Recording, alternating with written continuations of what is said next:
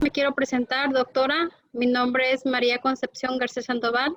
Actualmente estoy como presidente interino de este colegio, el Colegio de Abogados de la Costa Norte de Jalisco de Puerto Vallarta. El colegio le da la bienvenida. Agradecemos mucho que esté con nosotros y esperemos que no sea la primera vez que tengamos otras conferencias. Igual cuando guste estaremos aquí para recibirla en Puerto Vallarta. Y pues comenzamos. Le cedo la voz al maestro Fernando Loza. Muchas gracias, maestra. Bien, para dar comienzo a la ponencia del día de hoy, tengo el honor de presentar a nuestra ponente.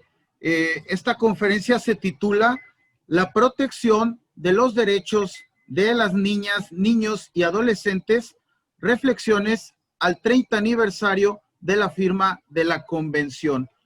Voy a permitirme manifestar una breve semblanza curricular de quien nos acompaña el día de hoy. Bien, nuestra ponente de nombre Thais Loera Ochoa es abogada egresada de la Universidad de Guadalajara, institución donde también se tituló como maestra en Derecho Civil y Financiero. Tiene además un doctorado en Derecho con especialidad en Derechos Humanos por el Instituto Internacional del Derecho y del Estado. Cuenta con una especialidad en Derechos Humanos por el Instituto de Investigaciones Jurídicas de la Universidad de Guadalajara y estudios de posgrado en la Universidad de Salamanca, España.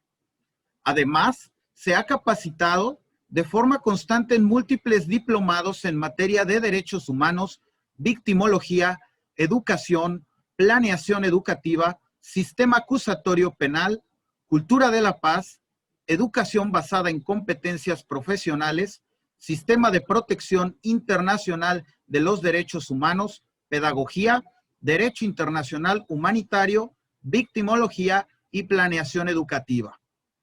En el ámbito de la docencia, se ha desempeñado como profesora de la carrera y maestría en Derecho de la Universidad de Guadalajara, misma institución que le ha dado el grado de investigadora, así como profesora en Derecho Constitucional, Derechos Humanos, Metodología de la Investigación, tanto a nivel licenciatura, maestría como el doctorado, además de ser invitada a participar como docente en diversas instituciones educativas privadas. En el ejercicio profesional, funge como abogada postulante y cuenta con su despacho jurídico Loera y Loera. Además, es activista en Derecho Constitucional y Derechos Humanos. Primera apoderada en Guadalajara por el Banco Nacional de México y ha sido directora del Comité Educando por la Paz de la Asociación Mesa Redonda Panamericana en el estado de Jalisco. Actualmente se desempeña como secretaria en el Sistema de Protección de las Niñas, Niños y Adolescentes en el estado de Jalisco. Sin más preámbulo, le doy la bienvenida, doctora Thais. El foro es suyo. Le hago la solicitud para que reactive su audio.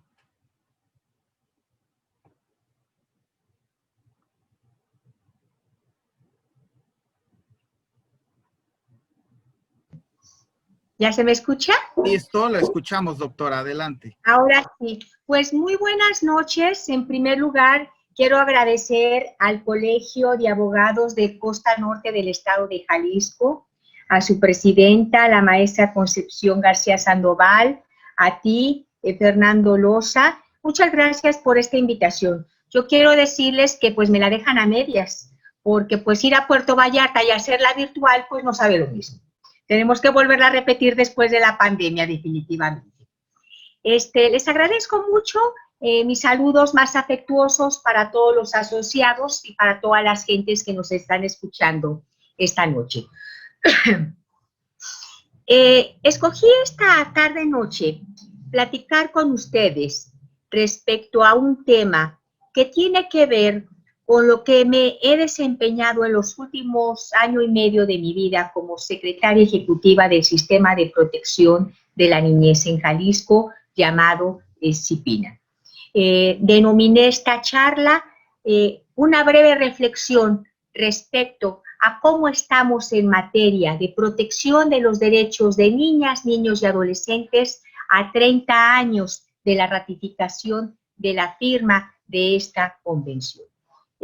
Tengo por ahí una presentación, si fueran tan amables, Francisco.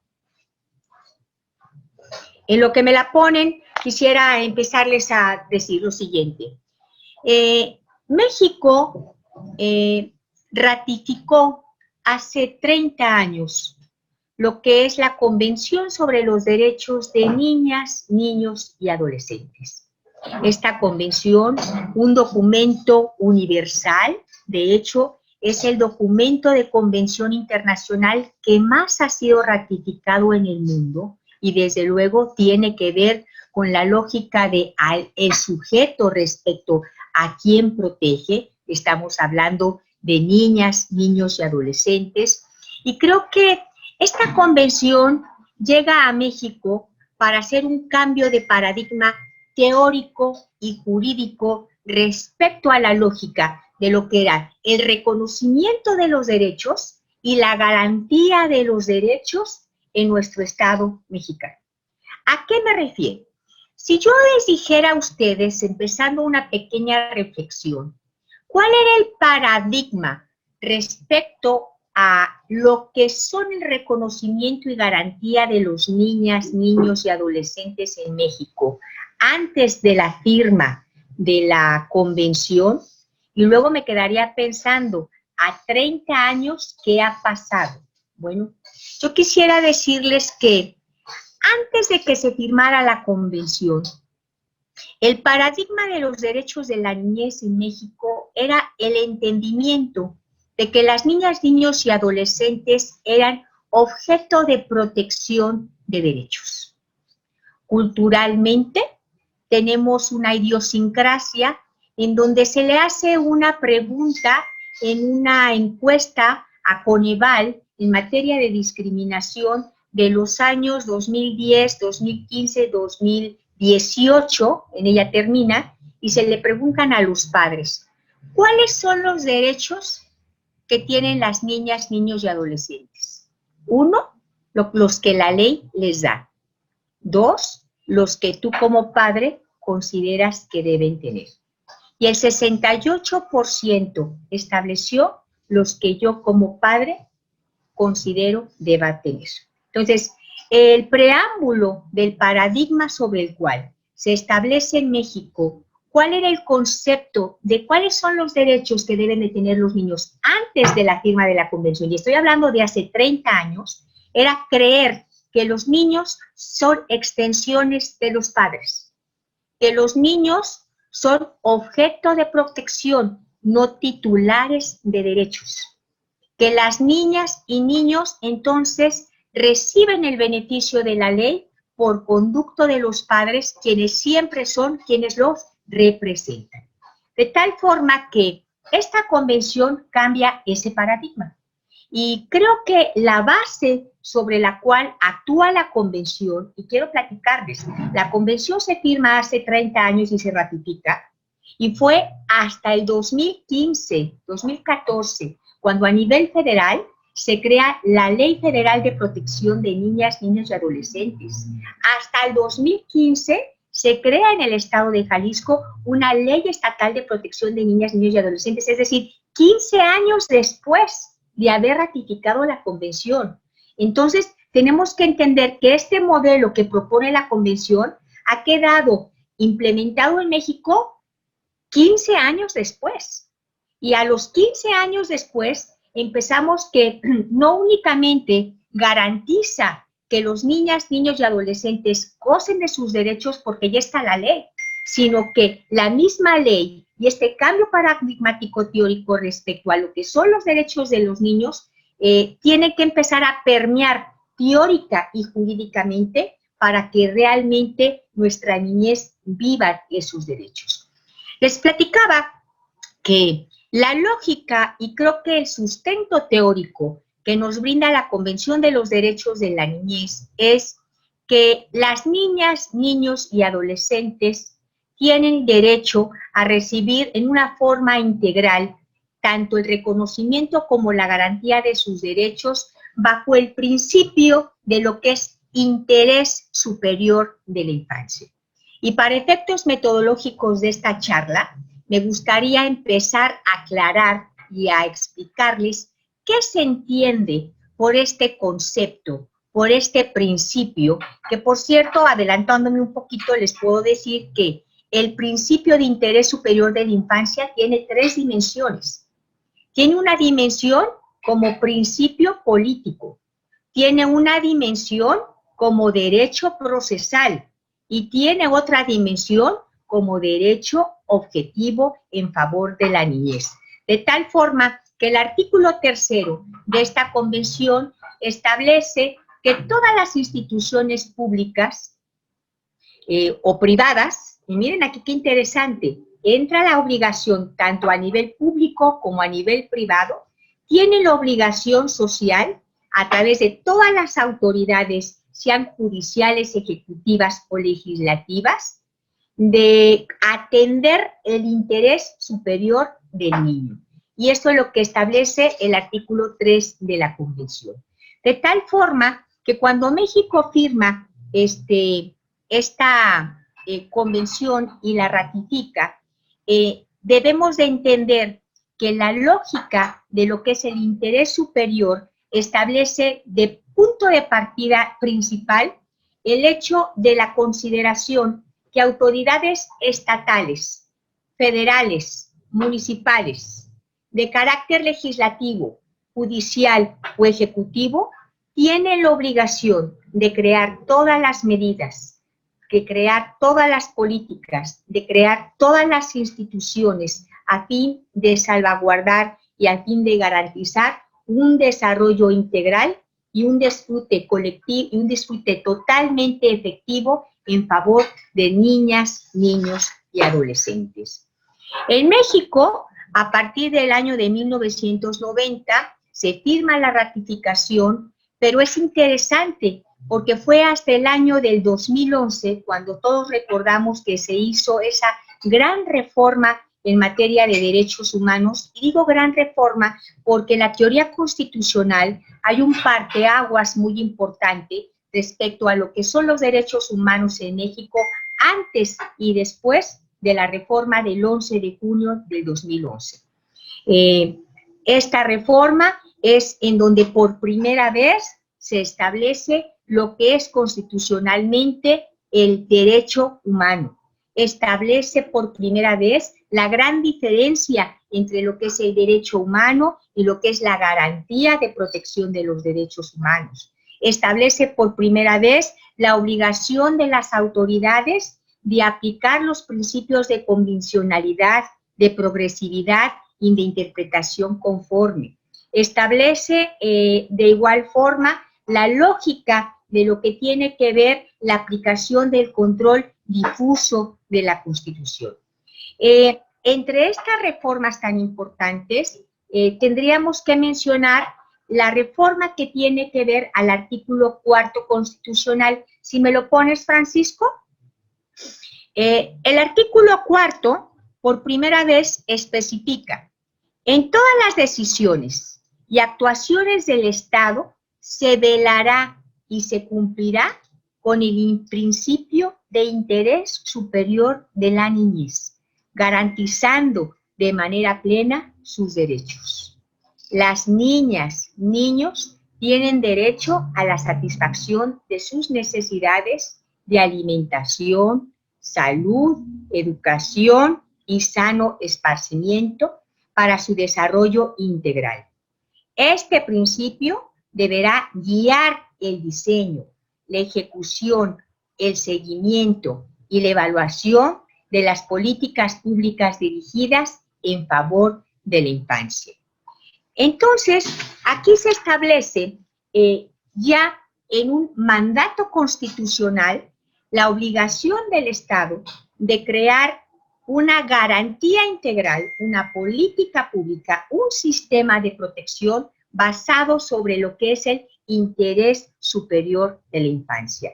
Ya la Suprema Corte de Justicia de la Nación, a partir de entonces, en diferentes resoluciones, adelante, ha establecido ejecutorias en los cuales identifica qué se debe de entender por este interés superior de la infancia. Y queda claro cuando establece que los tribunales deberán atender el interés superior de la niñez y adolescencia y que éste demanda un estricto escrutinio de las y los particulares del caso.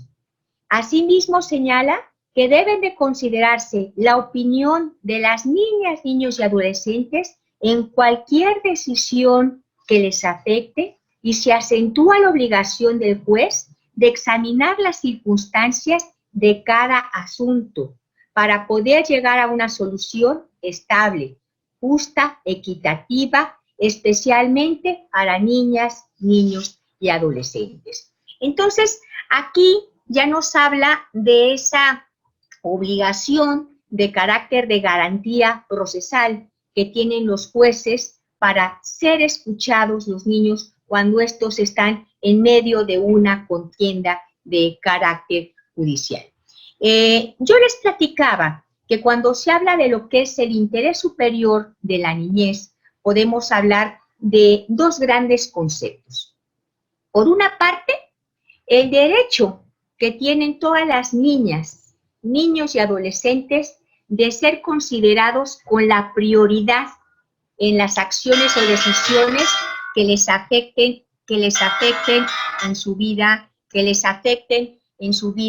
personal, considerándolos como la prioridad frente a cualquier tipo de grupo. A mí me gusta mucho explicarles a mis alumnos de la licenciatura, hagan de cuenta que para este efecto, el interés superior de la infancia es como cuando escuchábamos en las películas de antaño, cuando se estaba hundiendo un barco. Primero niños y mujeres. Bueno, para efectos de la obligación de las autoridades de entender cuáles son las obligaciones y quién es el número uno de atención en programas, pues es igual. Primero son los niños, las niñas y los adolescentes. Entonces, aquí tendríamos entonces que entender que el Estado tiene la obligación de crear programas que reconozcan y garanticen sus derechos, entendiendo que el número uno de persona que habita en este país, que está en este país, y la primera atención que se debe de ventilar un país es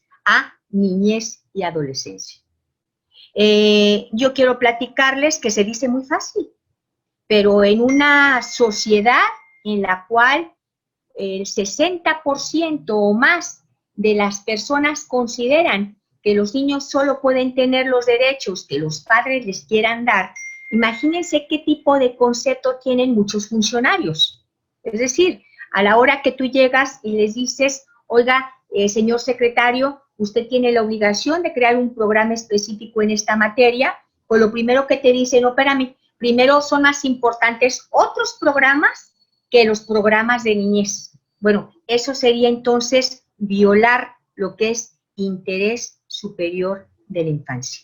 Eso es no acatar el principio constitucional que marca el artículo 4º constitucional. Por otra parte, el hablar de interés superior de la infancia también nos habla de todas las obligaciones, tanto de instancias públicas como privadas, como para tomar en base todas las medidas que adopten, impacten a este grupo de población.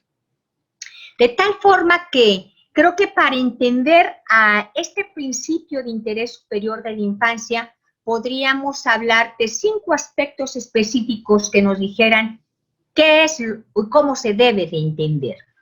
Si me ponen la imagen para todos los que nos están escuchando, sea metodológicamente más fácil para ustedes. Lo primero, interés superior de la infancia se contrapone a lo que es una visión adultocentrista de las decisiones que se toman para niñas, niños y adolescentes. El hablar de poner el mejor interés en favor de esta población por encima de la visión de las personas adultas. Es decir, considerar que es mejor para ellos. Y miren, de aquí se parte en la generación de las políticas públicas obligaciones para el Estado muy importantes e interesantes. La visión de una niña y un niño de lo que pasa y de las problemáticas que vive normalmente trata de ser resuelta a través de una visión de adultos. El hablar de interés superior de la infancia es olvídate un poquito de esa visión adultocentrista y en primer lugar toma en cuenta la participación de esa niña y niño y explícale y pídele el consejo y solicítale la solución, permítele expresar su punto de vista respecto a la resolución de determinado problema. De ahí entonces que en la convención se desprende un derecho fundamental para la niñez y la adolescencia, que es su derecho de participación. El derecho de participación de la niñez es un derecho muy importante porque tiene que ver, primero, con el hecho de que las autoridades escuchen lo que los niños opinan, lo que los niños sienten, la forma en que los niños, bajo su visión, consideran cómo se deben de dar solución a sus problemas. El segundo punto es en donde la autoridad los escuche. El tercer punto de su derecho de participación es en donde la autoridad ejecuta y hace y toma en cuenta en la creación de la política pública, de su programa, de su acción, lo que el niño y la niña le dijeron. Y por último, la retroalimentación respecto a cómo vio el niño, qué hizo la autoridad respecto de ese tema. Es decir, ¿sirvió o no sirvió? ¿Fue tomado en cuenta o no fue tomado en cuenta? Aquí quiero platicarles que se han hecho ejercicios de participación muy interesantes en algunos municipios de Jalisco, uno de ellos es Zapopan, en donde les voy a platicar cómo se hizo valer este derecho de participación.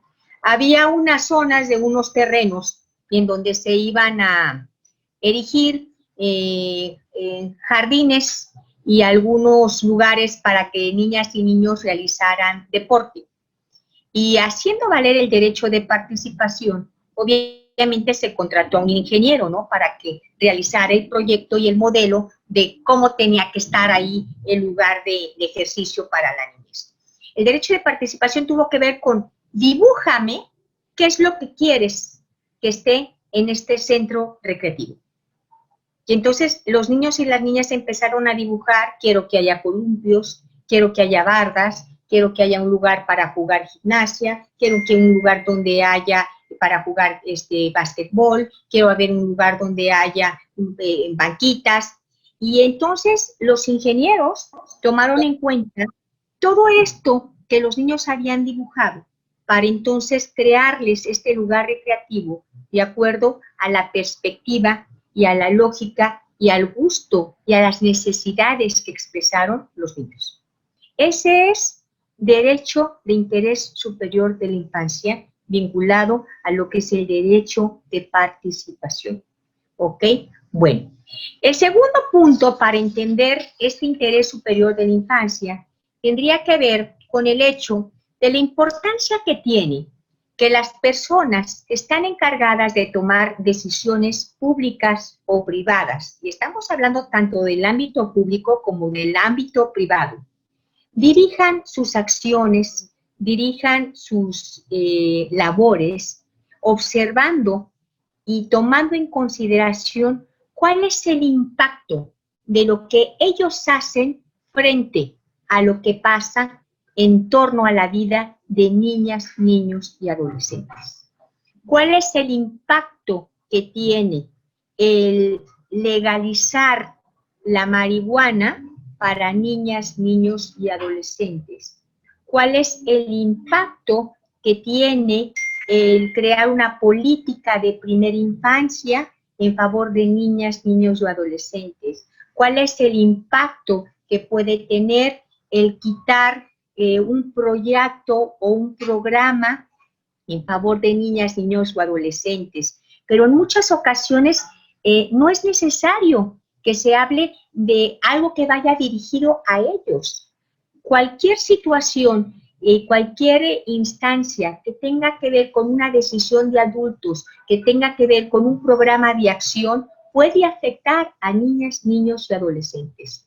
Si se recorta un presupuesto en materia de salud, ¿cómo afecta a la salud de niñas, niños y adolescentes? Si se recorta un presupuesto en materia de caminos, ¿cómo se afecta para niñas, niños y adolescentes que tienen que llegar a ciertas escuelas? Entonces, ahí tendríamos que entender también esta obligación de las autoridades frente a todo lo que hacen, tomar en cuenta qué impacto tiene sus decisiones frente a todo lo que pasa en el ámbito de la vida de la niñez. El siguiente punto, por favor. El tercero nos habla acerca de una obligación ya muy precisa, en donde se obliga tanto a gobiernos federales, estatales y municipales, en donde hay una obligación del Poder Ejecutivo, del Poder Legislativo y del Poder Judicial de adoptar todas las medidas para la asignación o reorganización de los recursos económicos y materiales suficientes para hacer plenamente efectivo el derecho de la niñez. Y miren, aquí cuando se habla en el artículo 3º constitucional de lo que debe de ser la obligación de los estados de crear proyectos bajo perspectiva de derechos, estamos hablando de este tema. Estamos hablando hoy en día de lo que se entiende como presupuestos transversales. Son presupuestos que tienen que ajustarse a los programas de acción a fin de poder materializar todas y cada una de las acciones que tienen que ver con la realización de la plena ejercicio y garantía de derechos de niñez y adolescencia. De nada sirve que se crear un programa de protección de la niñez, que más adelante platicaré de él. Bueno, pues quieren de una vez se los platico, ya estamos en confianza. Vamos pensando que el Estado tiene la obligación de hacer, de acuerdo con la ley, un programa estatal de protección de niñas, niños y adolescentes, el PROESPIN. Este programa se efectúa y tienen que realizarse todas las acciones por parte de todos los que son integrantes del sistema.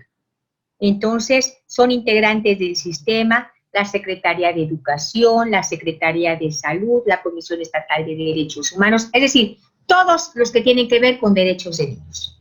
Y la pregunta es, ¿de qué sirve hacer un programa que reconozca todos los derechos que, por cierto, estamos obligados porque están reconocidos tanto a nivel internacional como a nivel constitucional, si luego hay una negativa por parte de las autoridades estatales para crear un presupuesto específico para echarlo adelante?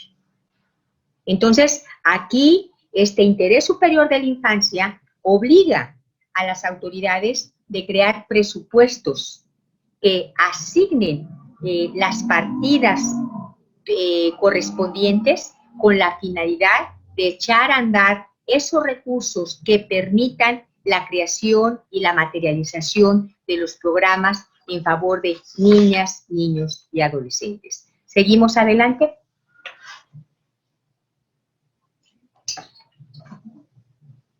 Muy bien. El número 4 nos habla de disponer en qué casos y por qué medios vamos a encontrar siempre el buscar como autoridades la decisión en donde se busque que se proteja y se garantice mejor el desarrollo integral de la niña y del niño. Y miren, para este caso a mí me gustaría platicarles, y si la mayoría de ustedes son abogados litigantes, un asunto que tiene que ver con algo de orden muy práctico, fíjense. La creación de la Ley de Protección de la Niñez trae consigo la creación de lo que es el Sistema de Protección de Niñas, Niños y Adolescentes, que es SIPINA, estas son sus siglas. Y en la Ley de Protección se establece la creación de lo que es la Procuraduría de la Defensa de la Niñez. La Procuraduría de la Defensa de la Niñez tiene como objetivo primordial representar los derechos de las niñas y niños cuando están siendo violados o cuando se encuentran en un estado de emergencia o especial. Y aparte de representarlos, tiene obligación de restituirles estos derechos. Entonces, aquí cambian algunos paradigmas. Antiguamente nosotros platicábamos que en materia de custodias, por ejemplo, pues siempre si había un divorcio, había una custodia provisional que ejercía la madre o el padre, ¿verdad? Y hasta ahí quedaba la lógica de quién se quedaba con la custodia de un hijo. Pero ¿qué pasa si posterior a ello hay una denuncia por violencia, por ejemplo? Y este es un caso que acabo de ver el día de ayer. Me decían, en un divorcio a una persona le entregaron la custodia provisional a la mamá. Entonces el papá se dio cuenta que la mamá golpeaba a la niña. Por tal razón presentó ante la Procuraduría, ante las agencias del Ministerio Público especializadas en materia de niñez, una denuncia por violencia intrafamiliar. Nada más que quizás el papá lo hizo considerando que con esto iba a afectar a la mamá y la iba a molestar. Y no se percató con el hecho de que si esa niña estaba jurídicamente bajo la custodia de la mamá, ya había un antecedente jurídico que establecía el por qué no se quedó con la custodia provisional el papá. A la hora que a la niña se le llama de la Procuraduría para iniciar el procedimiento de los dictámenes periciales, se estableció que muy posiblemente esa niña sí estaba siendo violentada por la mamá. En la lógica del padre, por ser padre, consideró que le iban a dar a la niña. ¿Y qué creen lo que pasó? Por supuesto que no. Interés superior de la infancia y por lo tanto la Procuraduría se queda con la niña y la institucionaliza hasta que no haya un responsable, que por cierto no puede ser la mamá porque es la presunta persona que está violentando a esa niña, y no puede ser el papá porque hay un antecedente que fue el que dio motivos a que no tuviera la custodia provisional. Entonces, aquí piensen ustedes entonces que la Procuraduría es muy importante en el sentido de que cuando hay este tipo de controversias, siempre decidirá en favor de lo mejor que pueda garantizar y proteger el derecho de los niños. Todas aquellas teorías civilistas ya no tienen efectos para efectos de darle respuesta a estas problemáticas. Y por eso les digo que la Convención de los Derechos del Niño cambia también el paradigma de lo que es la teoría con la cual se defendían y se procesaban asuntos que tienen que ver con niñas, niños y adolescentes. Adelante, por favor. Si quieres, adelante. Muy bien. Yo les explicaba entonces que esta Convención de los Derechos del Niño trae consigo un cambio paradigmático en donde desde luego el principio generador de esta ley es el principio de interés superior de la infancia. Pero aunado a lo que es el interés superior de la infancia, tenemos al centro al niño, y al niño que deja de ser un objeto de protección para convertirse en un sujeto de derechos. Y el entender que un niño es sujeto de derechos implica que el niño y adolescente tiene voz, que la niña y niño tiene derecho de participación, que la niña y niño tiene derecho de escucha, derecho de escucha es la obligación que tienen las autoridades de fiscalía o de judiciales o de administrativas para escuchar a un niño cuando el niño está involucrado en esa problemática. De tal forma que, a grandes rasgos, esta ley que recoge a la Convención tiene que ver entonces con principio de interés superior de la infancia. El considerar a las niñas, niños y adolescentes como el centro de la política pública y como sujetos de derechos. Considerar a las niñas, niños y adolescentes como actores en la política pública. Es decir, no puede haber un programa de protección de la niñez en donde lo hagan solo adultos y no se les pregunten a los niños cuál es la opinión que tienen al respecto. Miren, aquí en Jalisco está a punto de aprobarse lo que es el PROESPINA, el Programa de Protección Estatal de Niñas, Niños y Adolescentes. Ya fueron avalados por todas las secretarías. ¿Saben lo que nos falta realizar la siguiente semana? Un mecanismo de participación de la niñez. Y un mecanismo de participación de niñez con niños de diferentes edades, en donde se les va a decir, este es el programa, ¿qué opinas al respecto? ¿Qué le falta? ¿Qué le sobra? ¿Qué quieres que se ponga? Eso es política con atención a niñas, niños y adolescentes. ¿Qué más tenemos que entender? Desde luego, la gran obligación del Estado de realizar una protección integral en favor de la niñez. Desde luego, entender que se debe de hacer un cambio cultural en los espacios educativos, familiares, comunitarios. ¿Por qué? Porque como yo les decía, si en nuestra sociedad y en nuestra cultura se sigue creyendo que la niña, el niño o adolescente es un apéndice del adulto, cuando se habla de violencia contra las mujeres, se cree que la violencia perpetrada en contra de niñas o niños, niñas y adolescentes es apéndice de lo que vive una mujer o una madre, pues es una forma incorrecta de visualizar la problemática de violencia, porque la violencia de niñez y adolescencia se cose aparte de la de las mujeres y adultos.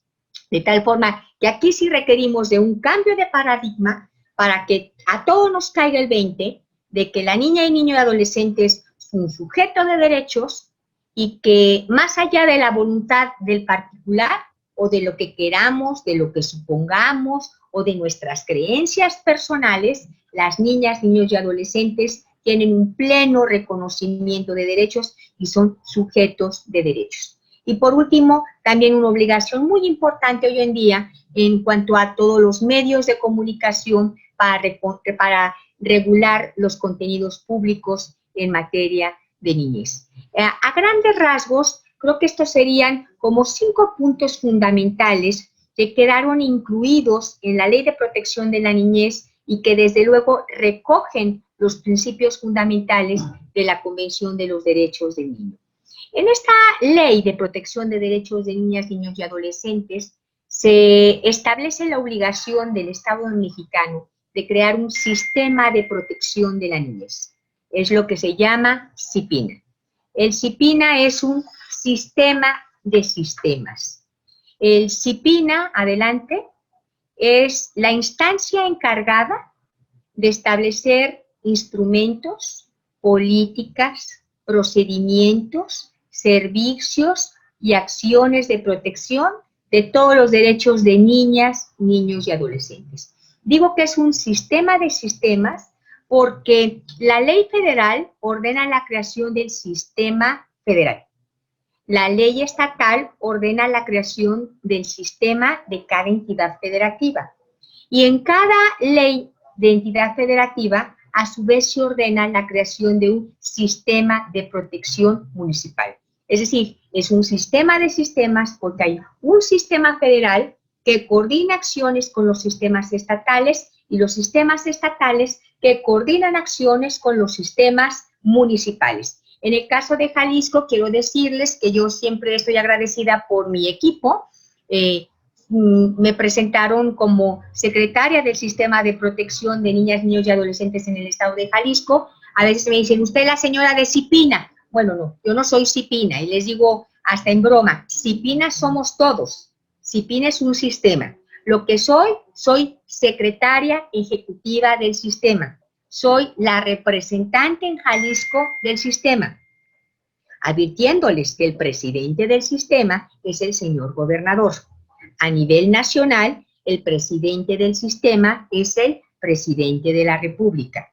Lo que uno hace como Secretaría Ejecutiva es coordinar las acciones entre la Federación con el Estado, las acciones entre los mismos miembros del sistema estatal y coordinar las acciones del Estado con los sistemas municipales. Les decía que para mí, en un año, 8 meses, que tengo ya 9, ya casi los 2 años, cumplo los 2 años hoy en diciembre como secretaria ejecutiva, creo que uno de los grandes éxitos que hemos tenido es el poder haber implementado los 125 municipios, sus CIPINAs municipales. Se les dio la capacitación, se reinstalaron y ahora estamos capacitándolos con la finalidad de ayudarlos y auxiliarles en la metodología para que se realicen los diagnósticos de la situación que guardan los derechos de la niñez en cada municipio y puedan hacer, por ende, su programa de protección municipal. Adelante, por favor. Les explicaba entonces que este gran sistema de sistemas, les pongo aquí cómo es la conformación a nivel nacional, el federal. El federal está conformado por todas las secretarías que tienen que ver con asuntos de niñez, por las 32 entidades federativas, por organismos públicos autónomos, por organismos de las y representantes de sociedad civil y academias y universidades, por invitados permanentes, que son representantes del Congreso de la Unión y del Poder Judicial, y desde luego en medio estamos los representantes secretarios ejecutivos como su servidora, que somos los que coordinamos el trabajo entre todos. Adelante, por favor. Entonces, la ley establece la obligación de crear un CIPINA a nivel estatal, que es el Sistema de Protección Estatal, y ordena también la creación del Sistema de Protección Municipal. En la Ley del Estado de Jalisco, en el artículo 91, se nos establece que el sistema estatal, así como el sistema municipal de protección, van a ser los órganos rectores que tienen como finalidad diseñar, ejecutar, dar seguimiento a todas las políticas públicas y todos los programas que garanticen el pleno ejercicio de derechos de niñas, niños y adolescentes, y desde luego observar que los derechos de la ley y los derechos de la convención que han sido reconocidos realmente estén plenamente garantizados. Adelante, por favor. En materia estatal, pues es igual, ¿no? La conformación del CIPINA estatal lo forman la presidencia, el gobernador del estado de Jalisco. La vicepresidencia recae en el titular del DIF. Luego tendríamos a su servidora, adelante, que es la secretaria ejecutiva. Y luego ya tendríamos todas las secretarías, desde la general de gobierno y todas las que tienen que ver con protección y reconocimiento de derechos. Me da la impresión que el sistema de protección de la niñez es uno de los sistemas más, por número, más, con mayor cantidad de elementos, porque pues casi todas las secretarías tienen que ver precisamente con reconocer y garantizar derechos de niños. Adelante, por favor. ¿Cuáles serían, adelante, sí. ¿Cuáles serían las atribuciones más importantes que tiene este sistema de protección? Bueno, pues son muchas, pero las más importantes son, obviamente, el sistema es el encargado de vigilar y de dar seguimiento a la Convención de los Derechos del Niño. Somos los encargados de elaborar y ejecutar el Programa Estatal de Protección. Somos los encargados de crear la política pública de conformidad con el Plan Nacional de Desarrollo, con el Plan Estatal de Desarrollo y Gobernanza y Participación Ciudadana. Somos los encargados de monitorear y evaluar la ejecución de este programa. Somos los encargados de denunciar violaciones a derechos humanos. Somos los encargados de promover los derechos de participación, se pongan en práctica y se ejecuten modelos ante autoridades y autoridades públicas y entes privados a fin de que se puedan articular recursos materiales, humanos y operativos a fin de prevenir violación de derechos humanos de niños y se puedan atender en programas adecuados estos derechos de niñas, niños y adolescentes. Y por último tenemos obviamente la obligación, en su caso, de solicitar a las Procuradurías de Protección de la Niñez la imposición de las medidas de seguridad y de protección cuando en un caso concreto haya violaciones a derechos de niños.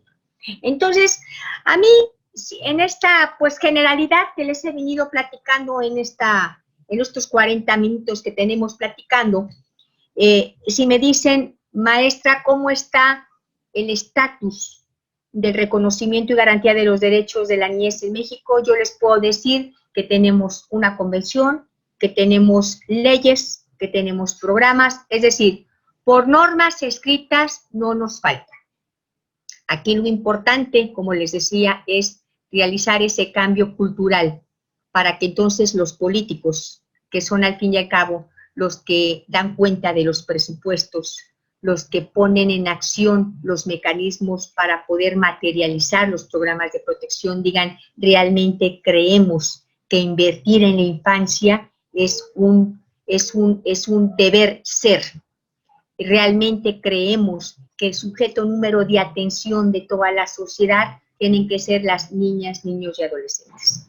Cuando yo llego a alguna localidad y me dicen, después de darles las pláticas y la capacitación, y termina un presidente municipal diciendo, sí, entendemos que los niños son el futuro de nuestro país, créanlo que en ese momento digo, fui muy mala maestra, no captó el nada.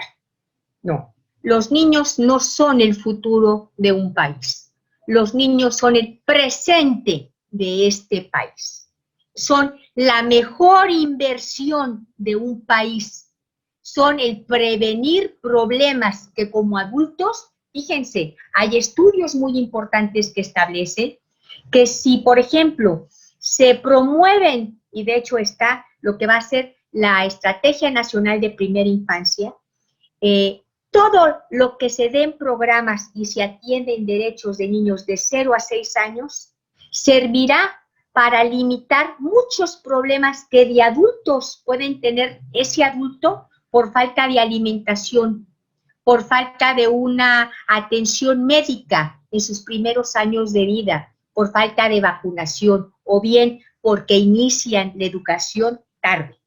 Hoy la lógica es que la educación inicie desde la primera infancia, es decir, desde el primer año. Esos son los cambios en materia educativa que se vienen. Entonces, el invertir en niñez es invertir en el presente para mejorar el futuro. Adelante, por favor. Nos quedan 10 minutitos y a mí me gustaría dejarles con algunos datos interesantes respecto, adelante, por favor, respecto a asuntos que tienen que ver con niñez. Miren, en México hay más de 40 millones de niños. En México, más del 22% viven en hogares indígenas. En México, más de 1.9 millones de niñas, niños y adolescentes hablan lenguas indígenas. En México tenemos más de 2.7 millones de niños que presentan alguna discapacidad. ¿Qué es lo que nos falta hacer como autoridades encargadas de garantizar los derechos de los niños? Y estoy hablando de autoridades ejecutivas, legislativas, judiciales, del ámbito federal, estatal y municipal. Bueno, no tenemos una apuesta colectiva como nación para que vean a las niñas y niños como un presente, no como un futuro. No tenemos acciones de las instituciones del Estado en donde todos los funcionarios entiendan que los niños son sujetos de derechos y que bajo el interés superior de la infancia el número 1 de los programas tienen que ser un número de programas que vayan dirigidos a niñas, niños y adolescentes. No tenemos todavía, no obstante que la ley ya lo regula, acciones totalmente coordinadas entre municipios, estados y federación con la finalidad de sacar adelante un verdadero estatus de protección de acuerdo a como la convención y las leyes lo mandan. No tenemos una claridad respecto a la responsabilidad de lo que hace y cómo piensa cada sector de la población en materia de niñez. No tenemos o no hemos hecho bien la creación de, adelante si quieren, la creación de infraestructuras sociales adecuadas en favor de la niñez. Si bien es cierto, paulatinamente se ligaron derechos básicos de niñas y niños, todavía tenemos un gran problema en lo que se lleva a la formalidad de niños que trabajan. México es uno de los países que tiene un gran problema de explotación de trabajo. México tiene el 4º lugar de niñas y adolescentes embarazadas. Desgraciadamente, de esas niñas y adolescentes embarazadas, el 80% han sido producto de una violación sexual. Y peor se los pongo, estas violaciones sexuales han sido cometidas en un 80% por personas, familiares y amigos directos. Eso es lo que no hemos hecho, dar esa protección específica. ¿Qué más no hemos hecho? Pues se han privatizado servicios básicos y no se han fortalecido los servicios públicos que tiendan a proteger los derechos básicos de la niñez. ¿Qué más tenemos? Se ha dejado de regular con eficacia al sector privado en materia de derechos de la niñez, es decir, las asociaciones civiles han realizado acciones a fin de garantizar derechos que le tocan al Estado. Sin embargo, creo que ahorita, debido a algunos malos manejos, no lo puedo dudar, de algunas acciones de algunas asociaciones civiles, la regulación jurídica se ha hecho tan difícil para ellas que entonces se ha obstaculizado. Muchas de ellas continúen con el objetivo de sus acciones. Entonces, yo me quedo preguntando, si no hay un presupuesto que garantice esta acción que realizaba la asociación civil, y si tú estás dejando de proteger o ayudar a esta asociación civil y lo desapareces, entonces, ¿dónde queda ese derecho violado en favor de la niñez? ¿Qué más tenemos? Niñas indígenas en México están en el último índice de desarrollo humano. Y peor les diré, con el asunto de la pandemia, ha aumentado la pobreza extrema en un 6% en estas niñas que pertenecen a comunidades indígenas. Solo el 19% de los 40 millones no son pobres y son totalmente vulnerables. Tenemos que solo el 33% de la población son niñas, niños y adolescentes, y solamente se le dedica un 13% del programa estatal federal en materia de presupuesto. Es decir, es poco lo que se invierte en materia de niñez. Tenemos una mortandad, les voy a dar datos que no están actualizados. Al 2016 hubo 26.782 defunciones de niñas, niños y adolescentes, y quiero decirles que el 68% de estas pudieron haber sido evitadas. Aparece desde el año del 2019 una estrategia que me parece la estrategia más importante de esta administración, es a nivel federal, que es la estrategia de primera infancia. Y ahí se establecen una serie de obligaciones del Estado en materia de salud, de educación, de desarrollo, a fin de garantizar ciertos derechos de niñez para evitar mortandad. Es muy triste pensar que el 70% de 30.000 defunciones de niños al año pudieron haber sido evitadas si hubieran recibido atención médica adecuada. ¿Qué más tenemos? Ha aumentado muchísimo el homicidio en niñas, niños y adolescentes. Al parecer bajó en este trimestre, sin embargo, el hecho de que haya bajado un porcentaje no implica que estamos entre los lugares de América Latina con mayor número de niños que mueren a través del homicidio, ¿verdad? Tenemos que la tasa de mortalidad en niños fue de 4.1 por cada 1000, y es una tasa de mortalidad muy alta. Tenemos lugares como en Chiapas, en donde las enfermedades diarreicas sobrepasan a la medida nacional, siendo una enfermedades importantes que causan mortandad en niñez. Adelante. En materia alimentaria, hay una gran carencia alimentaria también. Estamos hablando de que el 23.3% de nuestra niñez carecen de alimentos. El porcentaje es mucho mayor al de la población adulta. De la población adulta es de un 18.5%, el de la niñez es de un 23%. Y quiero decirle que esto con la pandemia aumentó creo que un 10% porcentuales. Discúlpenme, es que no les haya traído la situación ya con los datos de pandemia, pero pues de todas formas es difícil el asunto. Tenemos un problema de obesidad. Somos el primer país en América Latina con obesidad. Tenemos más de 10 millones de niños y niñas y adolescentes con sobrepeso. Y esto nos habla de que o están desnutridos o están mal alimentados con un sobrepeso, y ustedes saben que el sobrepeso trae muchísimas enfermedades. Tenemos que más de 3.507.931 niños tienen presentan algún lado de malnutrición. Y entonces tenemos un aumento en esta pobreza extrema. Una de las repercusiones más tristes, adelante, en materia de la escuela, es que ya teníamos muchos niños que tienen un problema de deserción escolar. Creo que de las consecuencias directas de esta pandemia van a ser dos. Uno, el aumento de la explotación infantil por el trabajo forzado debido a la pobreza, y dos, desgraciadamente, la deserción escolar.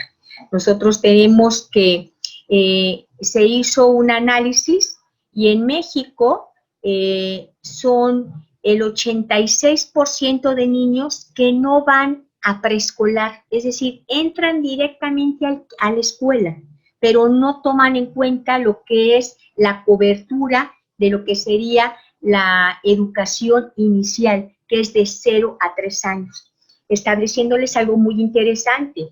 Han establecido los científicos, las gentes especializadas en conocimientos de neurología, de neurocientíficos, que el desarrollo de la sinapsis de una persona se hace en los primeros 5 años de vida.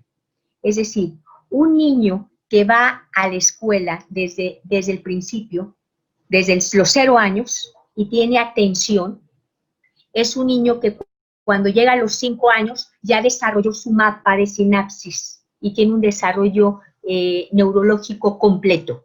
¿Y qué es lo que pasa en México? Si el 86 entra a la escuela a los 7 años, significa que el desarrollo de sinapsis de nuestros niños queda muy por debajo de muchos lugares donde la educación inicia a los 0 años. La reforma en materia educativa y esta estrategia de primera infancia nos habla de la educación iniciando a los 0 años.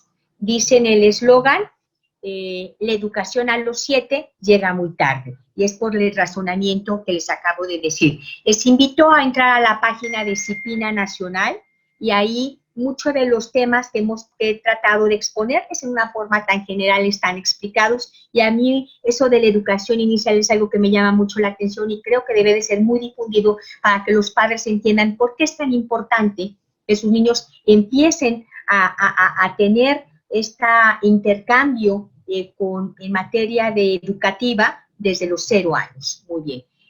Tenemos muchos adolescentes, más de 2.200.000 que no asisten a la escuela. Creo que esta cifra está aumentando aún más del 15% con motivo de la pandemia. Tenemos más de un 24% ya de niñas y niños que no van a la escuela porque tienen un grado de discapacidad.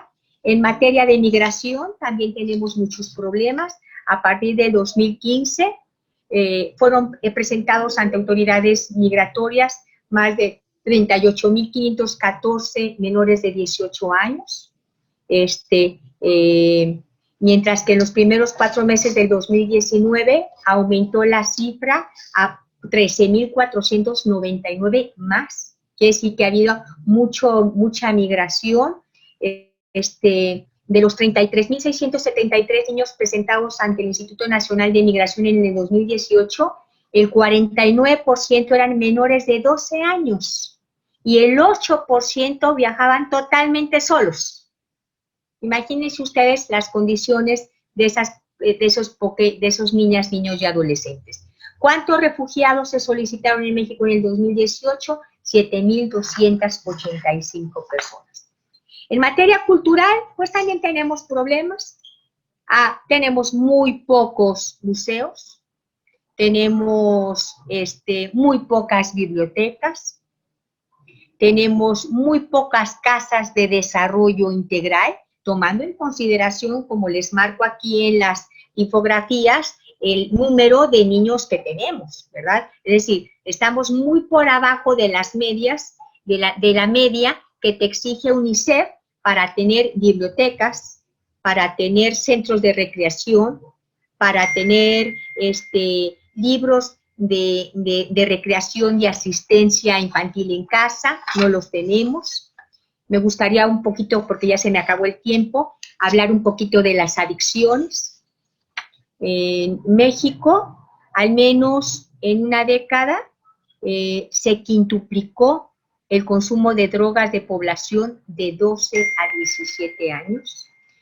Creo que hoy en día, cuando salen en las noticias que se ha legalizado la marihuana, el uso de la misma, bueno, yo como abogada les puedo decir que qué bueno que el problema del narcotráfico, que es un problema de salud, se establezca y se legalice, siempre y cuando se vea como eso, un problema de salud. Y frente a la legalización, creo que el Estado tendrá que promover todos los medios que acompañan para prevenir las adicciones. Uno de los problemas más serios y donde más se violan los derechos humanos son precisamente en niños y adolescentes adictos. ¿Cuántos son los centros de adicciones que son del Estado? No tenemos. Todos son de asociaciones civiles. Entonces, vuelvo a lo mismo. Si las asociaciones civiles ahorita jurídicamente tuvieron un cambio en donde, por ejemplo, se les limitó por una cuestión de un decreto presidencial a que se les entregaran dineros directos, y ahora todo es a través de contraprestación. Entonces yo pregunto, ¿tendrá que estar a un lado de esa reforma? Pues toda una planificación y una programación de ver cómo se va a educar, a prevenir y desde luego a tratar de, en materia médica y de salud, otorgarle ese centro y esa salud a ese niño, niña o adolescente que tiene el problema de la adicción. Creo que ese es uno de los problemas más importantes que tiene México. Casi 500,000 de adolescentes ha consumido al menos algún tipo de droga. La edad promedio en la que inician el contrato con las drogas es de 10.6 años. ¿Qué nos falta por hacer? Muchas cosas. Pero sí creo y sí le apuesto a que inicialmente tenemos que tener como sociedad ese cambio cultural para entender que los niños son sujetos de protección de derechos, son titulares de derechos y que en las políticas públicas que generan los programas en donde se materializa la garantía de los derechos en favor de la niñez y de la adolescencia, tienen que ir acompañados de este nuevo paradigma en donde la base del interés superior de la infancia sea el objetivo número 1 para todo tipo de políticos. Yo creo que con esto termino. Les agradezco mucho el favor de su asistencia y estoy abierta para cualquier pregunta. Muchísimas gracias. Muchísimas gracias, doctora. Magistral ponencia. La verdad es que creo que nos deja mucho que reflexionar en torno a la niñez y, por supuesto, tener esa conciencia como abogados, ¿no? Que muchas veces estamos separados de estos temas, los creemos muy alejados y de pronto nada más estamos ahí en los juzgados tratando de resolver con medidas de protección y no vemos más allá, ¿no? De cómo se desenvuelve este ámbito desde el punto de vista de las autoridades que están obligadas a preservar, ¿no? A garantizar todo este tipo de prerrogativas que tienen las niñas, niños y adolescentes. Muchas gracias, doctora. Vamos a pasar, si gusta, a una ronda breve de preguntas. Voy a hacer el uso de la voz en la medida en la que los participantes gusten levantar su mano de forma virtual.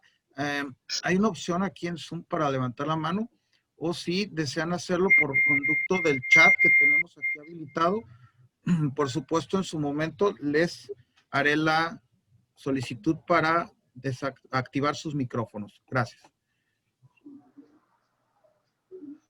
Vamos a ver si hay algunas preguntas. Si alguien desea hacer alguna pregunta, puede hacerlo levantando la mano de forma virtual o por el chat. Creo que aquí había algunas preguntas y no voy a permitirme leer algunas. Veamos.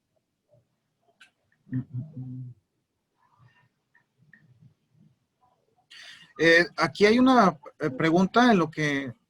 Bien, voy a permitirme leer esta y luego cedo el uso de la voz a la licenciada Luz Pineda Gutiérrez. Bien, esta pregunta es del licenciado José Guadalupe Tapia. Dice, ¿qué medios legales proceden cuando las autoridades no consideran prioritarias las políticas o leyes en favor de la niñez y los adolescentes? ¿Cabe el amparo contra la ley de egresos de la Federación que no le da prioridad a ellos? Sí, sí cabe. Fíjate que muy buena pregunta. Mire, yo como secretaria ejecutiva he estado trabajando con los municipios para lo que se llama el presupuesto transversal. El presupuesto transversal se establece ya desde el artículo 3º de la cuarto de la Constitución, cuando habla de la obligación de los estados de tener presupuestos con recursos para que se generen los programas. Yo creo que cuando se empiecen a dar esos amparos, cuando se empiecen a dar esas denuncias ante los organismos públicos autónomos, estoy hablando de la Comisión Nacional de Derechos Humanos, la Comisión Estatal de Derechos Humanos, en contra del Estado, en ese momento, por las malas, tendríamos que estar pensando en la obligación que tienen los diputados de sacar adelante esos presupuestos transversales, esos presupuestos como teóricamente y jurídicamente se llaman, con perspectiva de garantía de derechos de niñez y de adolescencia. Creo que entre más permee la cultura de los abogados para hacerlo, y mire, aquí qué tan importantes son las asociaciones civiles, porque usted lo sabe bien, las asociaciones civiles son a veces las que empujan, por las buenas o por las malas, a los políticos para que hagan lo que deben de hacer, para crear los recursos, para crear... Creo que el andamiaje jurídico para hacerlo está puesto, sin duda alguna, ¿verdad? Aquí es que nos animemos a hacerlo e iniciarlo, ¿verdad? Y mire, hay antecedentes ante la Corte Interamericana en esta materia, hay criterios de interamericanos que tendrían ya que ser tomados en cuenta en nuestro país. Sin embargo, yo nunca he visto un amparo que se interponga por la falta de recursos a un planteamiento de un programa, pero creo que sí podría caber la posibilidad de hacerlo valer tanto jurisdiccionalmente como ante un organismo autónomo. Por supuesto que sí. Perfecto. Gracias, doctora. Cedo el uso de la voz a Luz Pineda Gutiérrez. Sí, buenas noches. Buenas noches. Maestra, una pregunta. La Procuraduría de la Defensa del Menor, cuando se les da vista para donde se involucran derechos de menores, donde se involucran derechos de menores en un juicio, sí, donde se demandan alimentos y custodia, la Procuraduría regularmente no interviene en nada. No. Simplemente se les da vista y firman de conformidad, pero no hacen ninguna manifestación aún estándose violentando derechos de los menores, con términos, por ejemplo, una convivencia que se solicita y duran meses sin que se resuelva, o en otras ocasiones las madres que regularmente se les otorga la custodia provisional, confunden con que ellas tienen la obligación o todo el derecho de impedir que los padres o la otra persona, el otro padre, intervenga en la convivencia con los menores, ¿verdad? Entonces, se van alejando, se va perdiendo esa convivencia de los hijos menores de edad con cualquiera de los padres. Y entonces los que tienen la custodia muchas veces manipulan a esos menores para que vayan olvidándose y se pierda ese contacto, esa afinidad con el padre, ¿verdad? O la madre en este caso. Entonces, eso es preocupante aquí en Jalisco. Mire, te voy a platicar una cosa, abogada, me parecen sus reflexiones muy atinadas. Mire, yo toda mi vida, aparte de ser funcionaria, pues he sido litigante, y eso te permite a ti, pues, conocer lo que ha pasado y lo que vive uno, ¿verdad? Y yo le platicaba, mire, la Procuraduría de la Defensa del Menor es una institución relativamente joven, porque data del 2016 para acá. Creo que una de las problemáticas, y ese es un punto de vista personal, y pues lo digo donde quiera, en verdad, el problema que yo le veo a la Procuraduría, desde el punto de vista orgánico que tiene aquí en Jalisco, es que nace como parte del DIF. Y yo quiero decirle, la naturaleza del DIF es totalmente diferente. Es decir, el DIF es algo maravilloso, que se creó para desarrollar integralmente la familia por una forma asistencial. Y aquí ese es un paradigma que tampoco cabe ya, abogada. Los derechos de los niños no se dan en forma asistencial. Los derechos de los niños son obligaciones del Estado porque son sujetos de derechos. Como mire, usted me acaba de hablar de los derechos de convivencia. El derecho de convivencia no es un derecho del papá, no es el derecho de la mamá, es un derecho de la niña, niño y adolescente. No me gusta ya utilizar la palabra menor porque para efectos de convenios internacionales, la palabra menor ya es hasta peyorativa, ¿verdad? Pero hablando acerca de el derecho de la niña, niño y adolescente es el derecho de convivir con sus padres. Y sí es cierto, usted sabe que cuando hay una controversia de índole familiar, el escudo y la forma de hacerse pedazos entre una pareja son los hijos. Y sí es cierto que también en un asunto de este tipo de controversias, la Procuraduría está para representar los derechos de esas niñas y niños, sobre todo cuando se le están violando los derechos. Yo sí creo que, por ejemplo, ahí cabe, si la Procuraduría o los funcionarios de la Procuraduría están realizando una mala, una mala función, pues caben las denuncias, licenciada, ante la Comisión Estatal de Derechos Humanos, ante la responsabilidad. Yo creo que aquí a veces tenemos, como yo le decía, problemas en la Procuraduría. Fíjese que yo cuando llegué a la Secretaría era muy, pero muy crítica de la Procuraduría. Pero cuando me di cuenta de que dependían del DIF, el presupuesto tan raquítico que tienen, tan poquita los funcionarios frente al mundo de todo lo que hacen, no los estoy justificando, pero creo que para que funcione la Procuraduría en la naturaleza real que representa, que es la representación y la restitución de derechos de niñas, niños y adolescentes, tendría que ser un organismo descentralizado del DIF.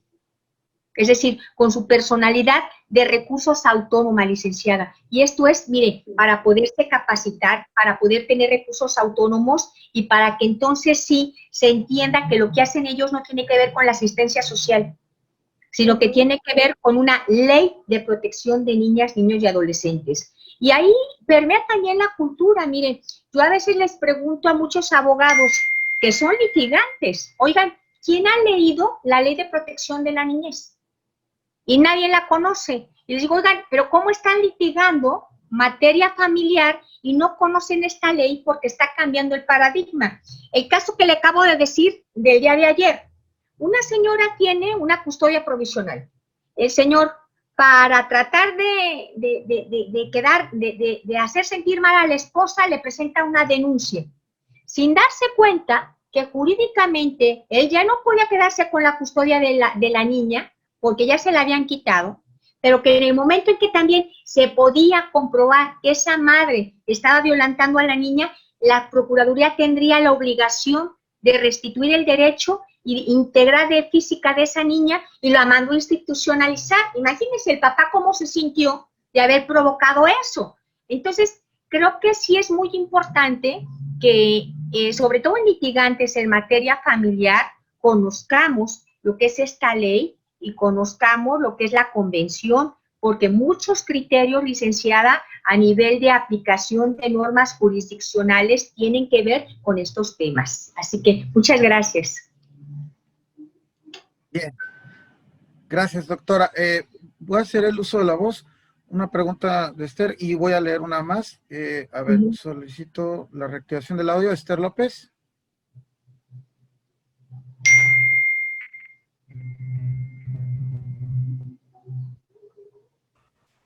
Adelante. Hola, ¿qué tal? Buenas noches. Esther López, estudiante de licenciatura en Derecho de la Universidad Vizcaya. Acaba usted de responder mi pregunta justamente con la pregunta que hizo la licenciada anteriormente, pero respecto al sistema del DIF, me gustaría saber si existe alguna propuesta para mejorarlo, no sé, alguna iniciativa, porque todos sabemos, o es más que conocido, que es precaria las condiciones en las que se encuentran los menores al ser retirados de las familias o recogidos por alguna situación.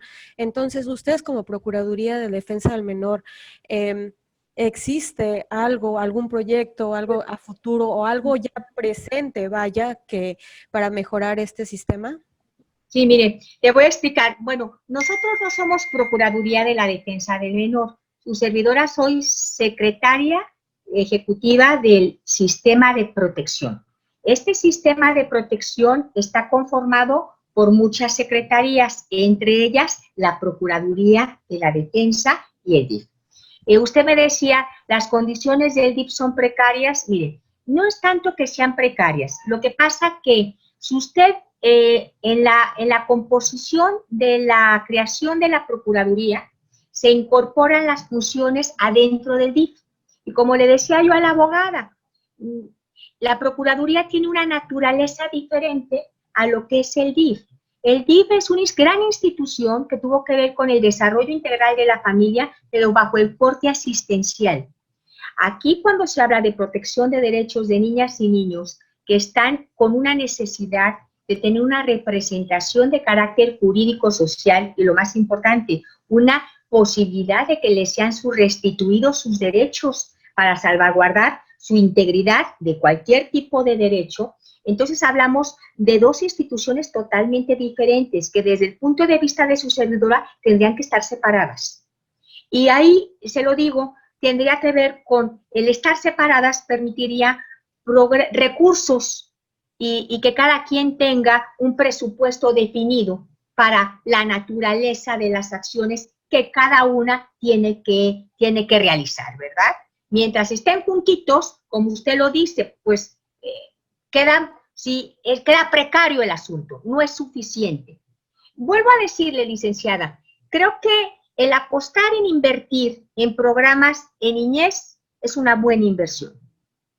Lo que el Estado establezca en recursos para programas que tengan que ver en educación, en salud, en desarrollo, en sustentabilidad, en cuidado, son buenas inversiones, licenciada. Si el Estado no lo ve así, el Estado está cometiendo un desacierto, ¿verdad? Dicen a veces que tratar de dar soluciones de la misma forma a algo es un concepto de insanidad. ¿Cómo vas a acabar con problemas muy añejos en materia de adultos? Pues buscan en la niñez, ¿verdad? Buscan en la prevención, no le busques en la criminalización, ¿verdad? Y creo que mucho en materia de prevención en todos los ámbitos tendría que ver con apostarle a esa inversión en favor de la niñez. Por eso es tan importante que como abogados entendamos lo que es este principio de interés superior de la infancia y las obligaciones que se desprenden a nivel presupuestario, tanto a nivel federal, estatal y municipal en esta materia. Muchas gracias. Gracias, doctora. Bien, finalmente me voy a permitir leer una pregunta más para pasar a darle el correspondiente reconocimiento a nuestra ponente del día de hoy. La pregunta dice el maestro Ramiro Iván Campos. Felicidades por la ponencia. ¿Qué opinión le merece el trámite de cambio de nombre y sexo de las niñas, niños y trans? Y en su caso, ¿cree necesario que se escuche a las niñas o niños para proceder al trámite, aun cuando los papás expresen su consentimiento para proceder? No, es que aquí vamos lo entendiendo. Aquí, bueno, yo opino al respecto. Mire, son temas muy sensibles, sobre todo en estados que son eminentemente conservadores. Sin embargo, jurídicamente hablando, existe lo que es el derecho de una niña, niño o adolescente al libre desarrollo de su personalidad. Y este derecho tiene que ver con el hecho de que tus cualidades con las cuales tú te identificas, sean femeninas o sean masculinas, tengan que ver con el prototipo social con el cual tú te expresas. ¿Esto qué expresa? Que pues cuando nosotros nacemos con un sexo, pero nosotros tenemos el derecho de definir qué queremos ser o con qué género es con el que nos sentimos identificados. Bajo ese punto de vista y tomando en consideración la obligación que parte de la Convención y de los derechos de cartillas sexuales que aparecen de convenios internacionales que ha ratificado México, sí aparece para garantizar este derecho, esa posibilidad de que sea una niña o un niño. Y aquí lo que usted decía, entender a la niña o niño como titular de derechos implica, y se acuerda que usted cuando empecé a exponer decía, lo primero que se desprende de este derecho de ver al niño como titular de derechos es su derecho de participación y su derecho de escucha. Ese derecho de escucha es la obligación de toda autoridad ejecutiva, es decir, administrativa, legislativa o judicial, de escuchar lo que dice y lo que quiere y lo que opina un menor. En este caso, créalo, que cuando se reglamente ante la ley del registro civil esta circunstancia, tendrá forzosamente que escucharse a la niña, niño o adolescente que solicite la asignación de ese género, forzosamente. Porque de otra manera, vuelvo a lo mismo, si el padre está yendo ante la autoridad, está diciéndole, póngale este género, o sea, entonces se violaría el derecho de interés superior de la infancia, se violaría el derecho de la obligación que por este principio genera la obligación de la autoridad de escuchar a esa niña o niño que está diciendo con qué cualidad intrínseca de género se siente cómoda y puede desarrollarse, ¿verdad? Absolutamente. Tiene que ser escuchada. Muchas gracias, doctora. No, a sus órdenes. Muy amable. Bien, muchas gracias, doctora. Por ahí solicitan uno de los participantes algún dato de contacto. ¿Cómo no? Con mucho gusto.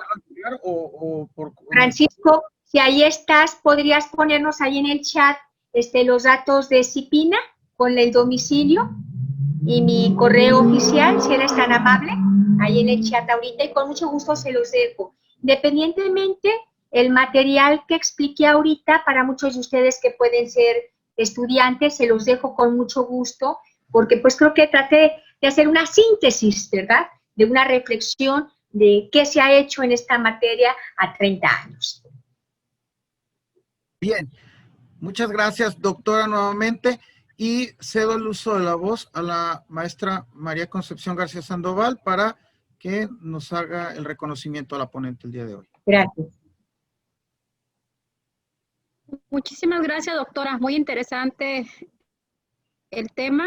La verdad que muchos no nos animamos a ver esos temas.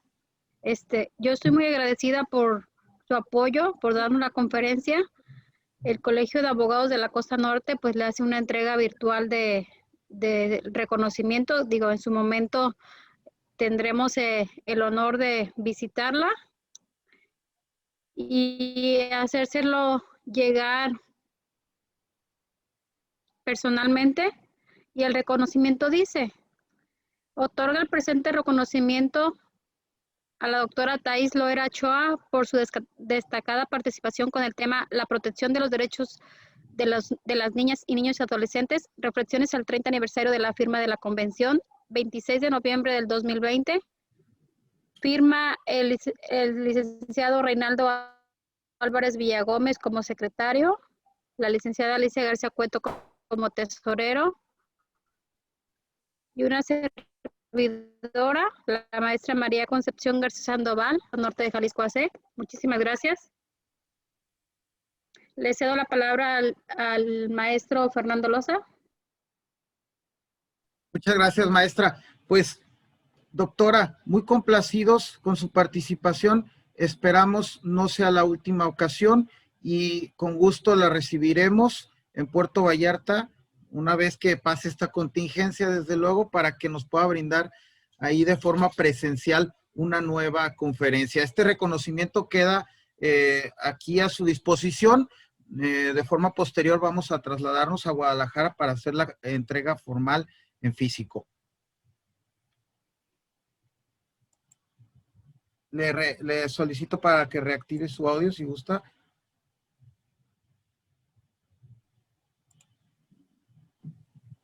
No, al contrario, nuevamente, maestra Concepción García, licenciado Fernando Loza, muchas gracias por la invitación, muchas gracias a todos los que me han honrado con su presencia esta tarde. Para mí es un gusto participar con el Colegio de Abogados y créanlo que siempre cuando me llamen, ahí estaremos con mucho gusto, aportando un poquito de nuestras experiencias. Muy buena noche.